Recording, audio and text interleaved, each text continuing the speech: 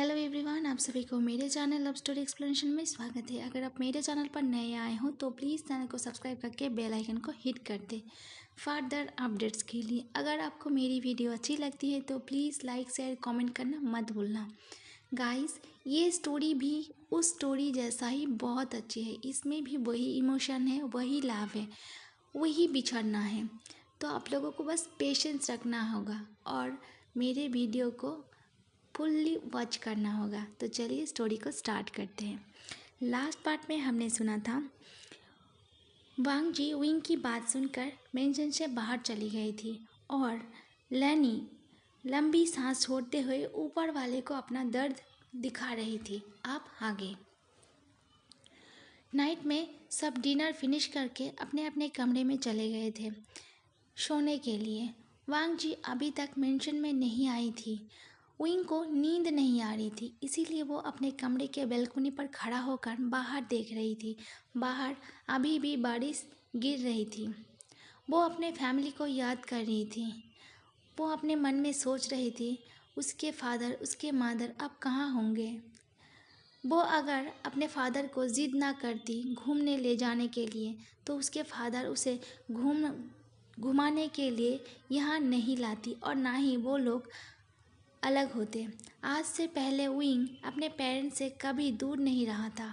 ये सब सोचते सोचते वो अपने बेड में चली गई और अपने पेरेंट्स को याद करके रोने लगी। रात जब 11:30 PM हुई तब वांग जी अपने मेंशन में आई। वो पूरे भीग चुके थे। अपने कमरे में जाकर वॉशरूम में फ्रेश होकर डिनर हॉल में आई पानी पीने के लिए। उसे बाहर आता देखकर जीई उसके पास आके उसे ग्रीट करके उसे कहा, मास्टर आइए डिनर कर लीजिए। वांग जी ने कहा, नहीं मुझे भूख नहीं है। वांग जी ने आगे कहा, क्या सब लोगों ने डिनर कर लिया है? तो जीई बताती है, हाँ पर वो जो लिटिल मास्टर है ना नया, उन्होंने नहीं किया। उन्होंने कहा कि उनकी तबीयत कुछ ठीक नहीं है। तो वांग जी ने कहा, आपने उसे मेडिसिन दे दिया है? जी ने कहा, मैंने पूछा था पर उसने मना कर दिया। उसने कहा, मुझे मेडिसिन की कोई ज़रूरत नहीं है, मैं थोड़ी देर रेस्ट करूँगा तो ठीक हो जाऊँगा। वांग जी ने ओके कहकर वहाँ से चला गया। वांग जी अपने कमरे में बेड पर लेटा हुआ था। बार बार करवट बदल के भी उसे नींद नहीं आ रही थी। वो फ्रस्ट्रेशन में बेड से उठ गया और एक सिगरेट जला के बालकनी पर चला गया। वो बाहर देखने लगी। बार बार उसे पुलिस की कही हुई बात याद आ रही थी। अब फ्लैशबैक। आफ्टरनून के समय जब वांग जी विंग की सारी बात सुन के बहुत जलन और गुस्से में मेंशन से बाहर निकल के कार में बैठकर अपने दूसरे ठिकाने में पहुंचा।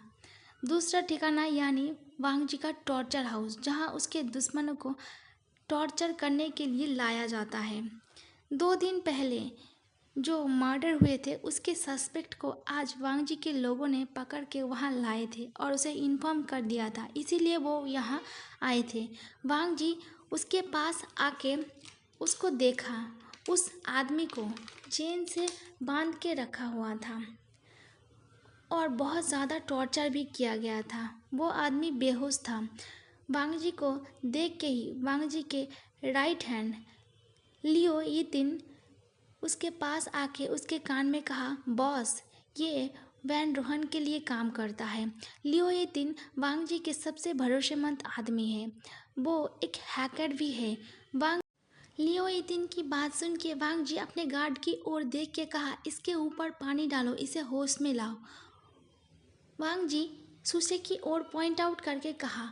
वांग जी के गार्ड तुरंत सुसे के ऊपर पानी डाला। सुसे होश में आते ही वांग जी को अपने सामने देखकर हंसते हुए कहा, तुझे क्या लगता है तूने मुझे पकड़ लिया तो सब कुछ शांत हो जाएगा? हमेशा गोसु तेरे कंट्रोल में रहेगा? वांग जी सुसे की बात सुनकर गुस्से में उसके पास जाकर उसके जॉ को पकड़ लिया। उसे कहा, तेरी इतनी हिम्मत मेरे सामने रहकर तू मुझसे तू कहकर बात कर रहा है? गोसू में मेरा एक रेस्पेक्ट है। सब लोग मुझे रेस्पेक्ट देकर सर झुका के बात करती है। तेरे जैसे डॉग को क्या लगता है 2-4 इनोसेंट पर्सन को मार के मुझे डरा देगा? तुझे क्या लगता है मैं कोई मामूली अल्फा हूँ? आज ये अल्फा तुझे बताएगा कि डर क्या होता है। ये कहकर वांग जी सुसे की जॉ को छोड़ देता है और अपने गार्ड को कहता है, इस डॉग को 6 टुकड़ों में काटो और इसे पैक करके वैन रोहन के पास भेजवा दो। इसने 5 लोगों को मारा है ना, और साथ में मेरा एक मैसेज भी दे देना। जो भी लैन से टकराएगा उसकी अंजाम सिर्फ बेरहम मौत होगी। ये कहकर वांग जी वहाँ से निकल के बाहर कार में आकर बैठ गई। तभी उसकी फ़ोन रिंग करने लगी। कॉल पुलिस ऑफिसर ने किया था। वांग जी कॉल को रिसीव करके कहा, हेलो। ऑफिसर ने कहा, सर मुझे आपसे और उस ओमेगा लड़के से मिलना है। उसके पेरेंट्स के बारे में पता चल गया है। वांग जी ऑफिसर को कहती है, मैं थोड़ी देर में ही पुलिस स्टेशन पहुंच जाऊंगी। विंग को अभी कुछ बताने की ज़रूरत नहीं है। ये कहकर वांग जी ने फ़ोन को काट दिया। 25 मिनट बाद वांग जी पुलिस स्टेशन पहुंचा। वांग जी ऑफिसर के केबिन में जाके चेयर पर बैठते हुए कहा, अब बताओ क्या पता चला है। ऑफिसर ने कहा, सर आप कल उस ओमेगा के बात तो सुने होंगे और शायद आपको न्यूज़ भी मिल चुकी होगी। वांग जी ने कहा, कौन सी न्यूज़। ऑफिसर ने कहा, सर जो ट्रेन एक्सीडेंट हुई है। वांग जी ने कहा, मैंने कोई न्यूज़ नहीं सुनी है, मुझे टाइम नहीं मिला। ये सुन के ऑफिसर ने कहा, ठीक है सर मैं बताती हूँ। कल आपको पता ही होगा 2 बार अर्थक्वेक आया था जिसकी मात्रा बहुत ज़्यादा था और हमारा शहर गोसू पहाड़ में बसा हुआ है जिसका सड़क मार्ग, रेल मार्ग सब पहाड़ काट कर ही बनाया गया है। उस अर्थक्वेक के कारण पूरा शहर में दरार आ गया है।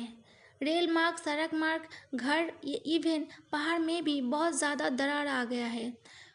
जो कल तियानजन जाने वाली ट्रेन थी वो जब गोसू बॉर्डर को क्रॉस कर रही थी तब पहाड़ की आधी चट्टान उस ट्रेन के ऊपर गिर गई जिसके कारण उस ट्रेन की एक्सीडेंट हो गई है। वांग जी को सिर्फ विंग की ही बात याद आ रही थी कि विंग उसे बार बार पूछती है कि उसके पेरेंट्स कब आएंगे, उसके पेरेंट्स मिले कि नहीं। अगर उसको अपने पेरेंट्स की डेथ की न्यूज़ मिलेगी तो उसकी हालत कैसी होगी, उसको वो संभालेगा कैसे। अब तो विंग का अपना कहने वाला कोई भी नहीं है।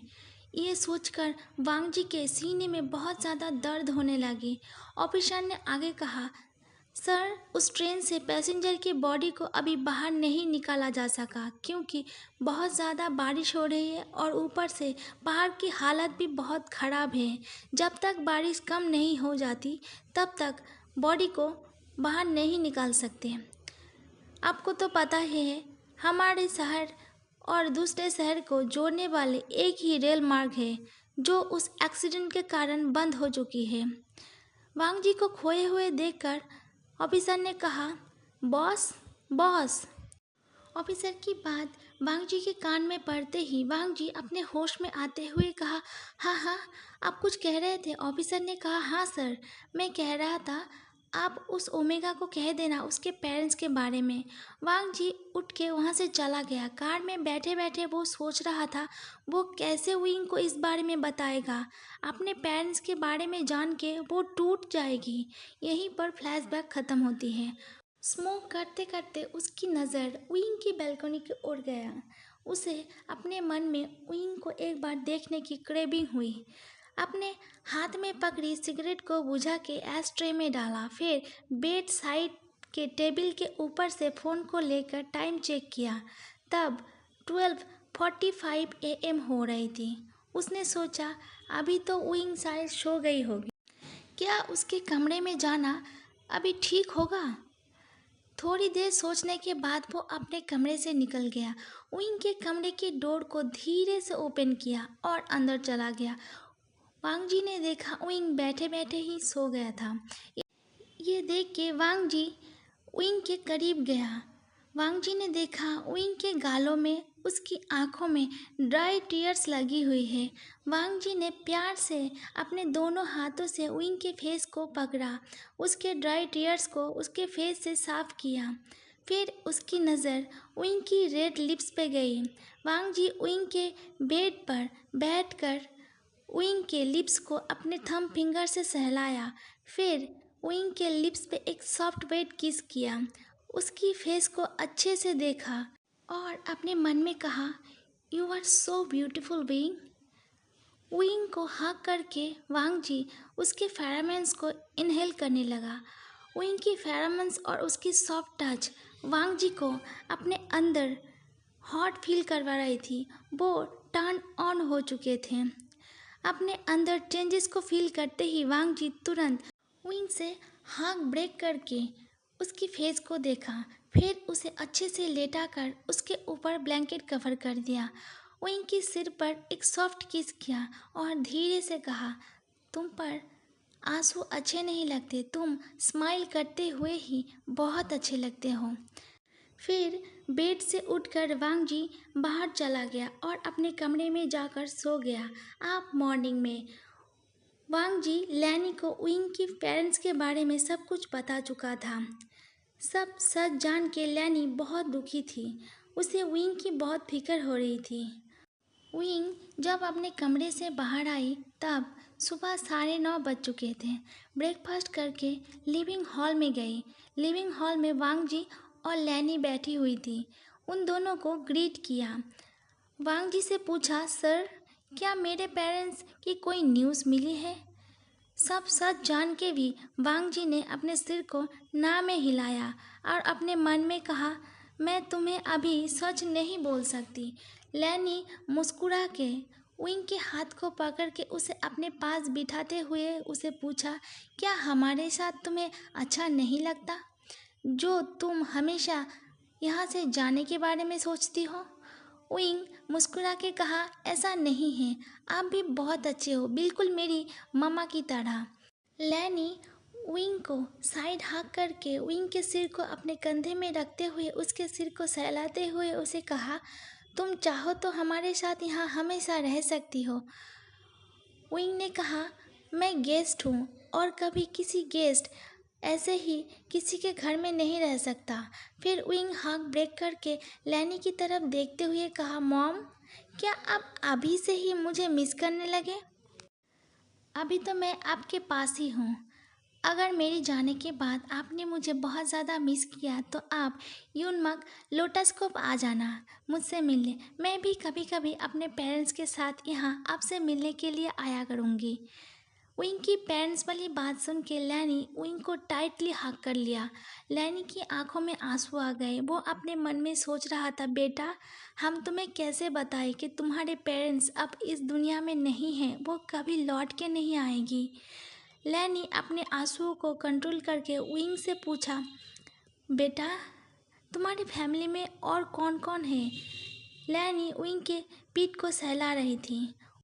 लैनी की बात सुन के विंग ने कहा, मॉम हम तीनों ही हैं और मेरा कोई भी नहीं है। मेरी एक ग्रैंड मदर थी पर उनकी 2 साल पहले ही डेथ हो गई है। विंग हाथ ब्रेक करके लैनी की ओर देखते हुए कहा, मेरे फादर की एक क्लोज़ फ्रेंड है, जियांग अंकल। उनकी फैमिली और हमारी फैमिली बहुत क्लोज़ है। जियांग अंकल की डॉटर मतलब मेरी शीजिए मुझे बहुत प्यार करती है, जियांग चैन से भी ज़्यादा। उनके घर हमारे घर के पास ही है। 1 साल पहले ही सीजे की शादी हो गई। वो कभी कभी आती है मुझसे मिलने, पर मैडम यू मुझे इतना पसंद नहीं करती और जियांग चंद तो हमेशा ही गंपी फेस लेकर घूमती रहती है, इसीलिए मैं उससे हमेशा थोड़ा दूरी बना कर रखती हूँ। लैनी ने विंग से पूछा, बेटा तुम इतना स्वीट हो, तुम्हें तुम्हारी आंटी क्यों पसंद नहीं करती? विंग ने कहा, मुझे पता नहीं पर अंकल मुझे बहुत प्यार करती। वांग जी पूरे टाइम वहीं पर बैठ के फ़ोन देख रहा था। आँख भले ही उसकी फ़ोन पर हो पर कान विंग और लैनी की बात पर थी। लैनी ने कहा, तुम्हारे फादर क्या करते हैं? विंग ने कहा, मेरे फादर के यूनमक के लोटस कोव में एक छोटा सा प्राइवेट हॉस्पिटल है। सॉफ्ट स्माइल करके विंग ने कहा, हम मिडिल क्लास फैमिली से बिलोंग करते हैं। विंग की बात सुन के लैनी उसके सिर पर एक किस किया। ऐसे ही वो दिन निकल गए। विंग के सो जाने के बाद वांग जी विंग के कमरे में गया था उसे चेक करने के लिए। उसके बेड में बैठकर घंटों तक उसे ही निहारता रहा। उसके गालों पर, उसके लैसेस पर, उसके नोज़ पे, उसके लिप्स पर अपनी उंगलियां फिराता रहा। फिर उसके लिप्स पर एक सॉफ्ट वेट किस किया, उसके फेरोमोन्स को इनहेल किया। फिर उसके कमरे से बाहर आई। आज बारिश रुक गई थी। लगातार 4 से 5 दिन की बारिश और अर्थक्वेक के बाद गोसू की कल्प काया बदल गई थी। शाम के 6 बजे वांग जी को एक कॉल आया। वांग जी तुरंत विंग के पास जाके उसे कहा, जल्दी से रेडी हो जाओ, हमें कहीं जाना है। विंग ने स्माइल करके पूछा, क्या मेरे पेरेंट्स मिल गए हैं? वांग जी ने सिर्फ नोट किया। वांग जी के पास लैनी आके कहा, मैं भी चलूं? वांग जी ने कहा, ठीक है। थोड़ी देर बाद वो तीनों रेडी होकर कार में बैठकर हॉस्पिटल के लिए निकल गए। विंग ने अपने फेस को स्कार्फ से कवर कर रखा था। हॉस्पिटल पहुंचते ही पुलिस ऑफिसर वांग जी के पास आए। उसे कहा, सर इधर आइए। वांग जी भी ऑफिसर के पीछे पीछे चला गया। ऑफिसर वांग जी को मॉर्गेज में ले गया। ऑफिसर ने कहा, सर सब बॉडी क्लेम हो चुके, सिर्फ 3 बॉडी ही बची है। इसमें से आपको चूज़ करना होगा कि कौन सी बॉडी आप लोगों की है। Thank you so much.